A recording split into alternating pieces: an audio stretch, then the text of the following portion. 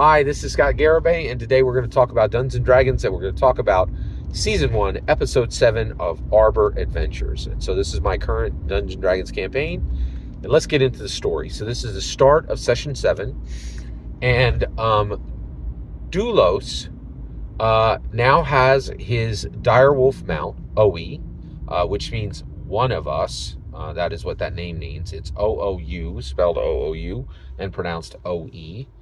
And Doulos is spelled Doulos, right? And so he's a really fascinating sun elf rogue assassin, okay?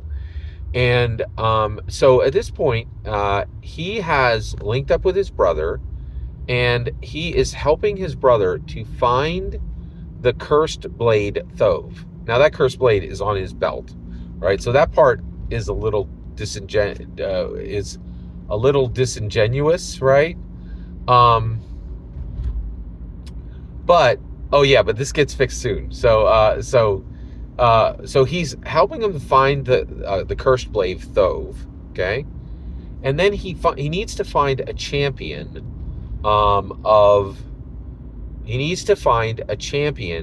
who will allow themselves to be killed by the Thove, the hate of Vecna, this cursed blade, so that when their soul is pulled through the blade to Vecna, that champion is ready to have a battle of wills with Vecna, right? And defeat Vecna and literally shove Vecna's presence, his mental, emotional, and spiritual state into the back.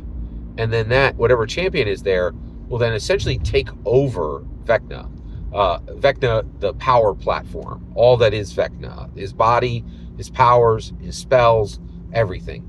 And then Vecna will simply become a rider within his body, within his own body, shoved to the back, like literally 1,000 other souls that are already shoved in the back of Vecna, that he has gotten from different sources. He's a lich. He eats souls, right?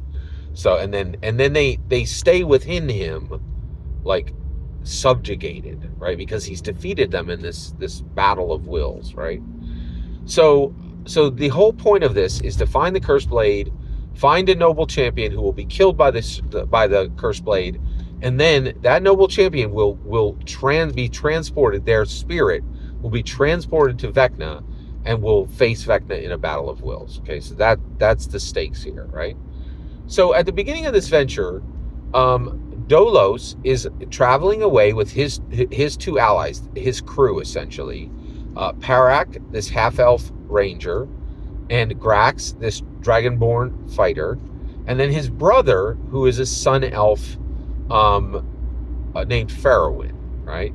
So they're traveling along, and they're just traveling away from Candlekeep, and they're traveling from Candlekeep on the Sword Coast, right? And at that point on the Sword Coast, and then they're traveling along the Sword Coast, and they come across a large group of travelers, okay? Now, they're not surprised by them. Neither group is surprised. And Doulos and his crew come around the corner, and they come across the Soulbinders. Now, the Soulbinders are a group of 5 adventurers, okay? These 5 adventurers are from the MCDM Flee Mortals. They are a villain group, right? So they are specifically 5 evil, very powerful adventurers who, and you could be an evil or a good adventurer, right? Who are on Forgotten Realms. And right now, Doulos does not know what their intentions are. And actually, when he meets them, he doesn't even know that they're evil. But there's clues right away, right? But I actually set it up so that they meet in the forest. And then at that point, they meet in the forest.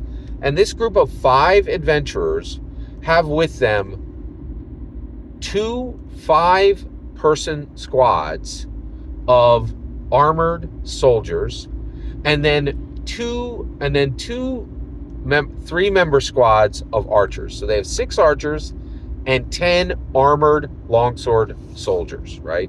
So you're looking at this is a wrecking crew, right? Like this is like essentially like a platoon plus an adventuring group, right? And this is the first time Dolos is outnumbered, right? Like, so he's faced different groups before, right? But usually it's at equal forces, right? And so at this point he meets them and they say, hey, and then Scarlet Shadow, who's one of the members of the Soulbinders, comes forward and says, announcing Elon, right? And so he announces another member of the Soulbinders, and he says, Elon is a privateer commander of Stone Lord Thera from the Phandalin Dwarven Minders. Now this gets interesting, right?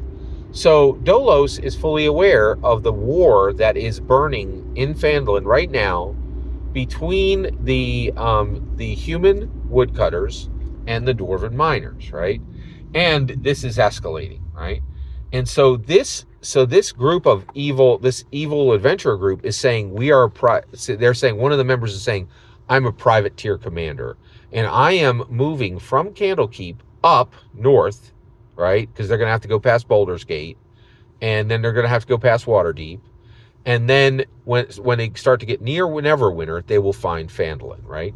So they are traveling up there right now, and they are requisitioning soldiers, magic items, weapons, gold, and gems, and saying, and what they're doing as they go up there, they're not directly stealing from them. They're saying, listen, donate to this cause so that the Dwarven miners can defeat the human woodcutters, right? And we're joining them in war, and we're bringing them resources, and then we're going to fight with them, right? And everything that you give to the cause, you will get a receipt for. And then everything that you've given, you will get that amount of material that you gave, you will be given that back in silver, in its weight in silver, right? So if you give us a sword, you'll get that back 3 months from now when the war is won, in silver, right? But also, and so basically they're saying, it's almost like hey, you got a nice business there, hate to see anything bad happen to it, but why don't you just pay us a little bit of protection money? It's a little bit like, it's not directly stealing, and it's not even threatening. It's just saying, why don't you donate your stuff to us, and we'll take it to the war, right? So I'm ready. I'm immediately ready for Dolos, Grax, Parak, and Dolos's brother Farrowin to draw blades and go to war with this group. Now I have prepared this fight, right? I've made a nice, I've prepared the map. I know I've read through every single one of the Soulbinders. I have my, my armored soldier template. I have my, sniper archer template. I'm ready, right? And Dolos, the player character, the Gold Dragon Master, is like, we'll travel to Phandalin with you. Completely ignores my prepared fight, right? Now this is heartbreaking. This is like, as a dungeon master, you work hard, and this is, I think, and dungeon mastering is challenging, right? Like, I put in the work. I was ready for this, right? And also I had learned from 2 other previous major combat encounters with Dolos what it took to challenge him. And this was a force that I believed really did challenge him, right? So just, informing you guys out there who are dungeon masters, it's painful. It's painful when you do the work, you get everything set, and then, it's almost like Jack Sparrow's like, I see these opportunities to do good, and then I just wave them away. You're like, and I was like, oh. But this is the purview of the Dragon Master, right? Of any Dragon Master. They fight when they choose to fight. They fight the fights that they think they can win, right? And the reality is, this is the beauty of Dungeons and Dragons. And sometimes it's beautiful, and sometimes it's teeth grinding, right? Like, so basically, I was all prepared. I had this really good. And the reality is, I think a lot of Dungeon Masters are like, oh, well, shucks, no problem. We're just going to circle them back and use them later, right? But I desperately make sure that I don't do that. Now, there's a possibility that, that Dolos is going to go against these guys later, that the Dragon Master's player character Dolos will go against them later, and then that invested work will not be for naught. But there's also a possibility that it wasn't, right? And I think, and this is, I don't think people talk about this enough in dungeon mastering, but there's sacrifice in dungeon mastering. And if you're not sacrificing and you are not allowing, prep work that you've done to go unused, you're not honoring Gary. You really aren't, right? And it's important. So I just wanted to take a minute for that, because I was a little disappointed. There was not this was supposed to be the session that had the biggest combat, the most deadly threat to Dolos ever, and it turned out to be a completely combatless session, right? So it's, there's an ebb and flow to Dungeons and Dragons, and I think it's just important to remember that ebb and flow is fascinating and is truly a unique aspect of it. And these narratives are supposed to be free. They're supposed to be not on rails, right? And that means sacrifice. That means sacrifice from the Dragon Masters sometimes. That means sacrifice from the Dungeon Masters sometimes. It's really, it's a beautiful narrative tool, but it is built on sacrifice, right?